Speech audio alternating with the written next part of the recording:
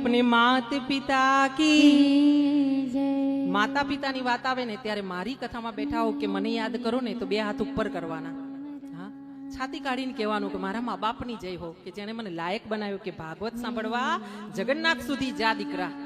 હા, આટલી લાયકાત કોણે આપી? આપણા મા બાપે આપી છે, આપણી કોઈ હેસિયત નથી. હા, બોલી अपने अपने मात पिता की.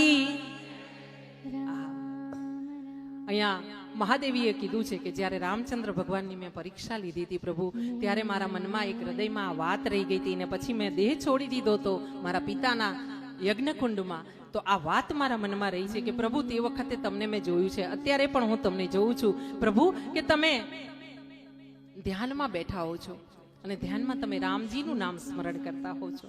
હે પ્રભુ, તો તમે રામજીને જેમને સ્મરણ કરો છો એ દશરથના પુત્ર રામ છે કે કોઈ બીજા છે?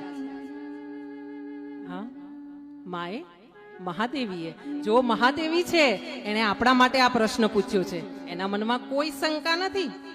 પણ આપણા માટે કે આગળ જતા કળિયુગમાં હા નાસ્તિક લોકો, કુતર્કી લોકો કે જે તર્ક કરશે કે રામ છે કે દશરથનો દીકરો રામ છે, ત્યારે આ ગ્રંથોમાં લખાયેલું હશે ને તો એની શંકા દૂર થશે. આપણા માટે આ મહાદેવીએ પ્રશ્ન પૂછ્યો છે કે પ્રભુ તમે મને જણાવો કે આ દશરથના દીકરા રામ છે કે પરબ્રહ્મ હા રામ છે?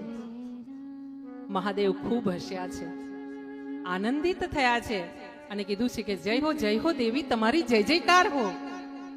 મહાદેવીએ કીધું કેમ પ્રભુ, તે વખતે તમે રિસાઈ ગયા હતા, મારાથી અંતર કરી લીધું તું અને આ જન્મે હું જ્યારે પાર્વતી થઈને તમારી સંગે બેઠી છું ફરી પૂછી રહી છું કે પ્રભુ રામજી કોણ છે? પરબ્રહ્મ છે કે સીતા માતાના પતિ છે કે દશરથના દીકરા રામ છે? એ કોણ છે? આ એક જ છે કે બધા અલગ અલગ છે?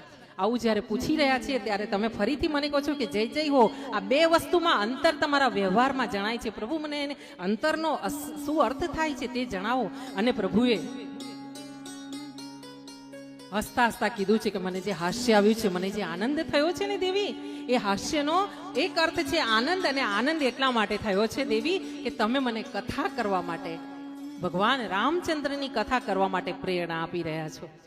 મારાથી નસીબવાળો વધારે કોણ હોઈ શકે કે જે કથામાં કહેવા માટે તમે મને પસંદ કર્યો છે.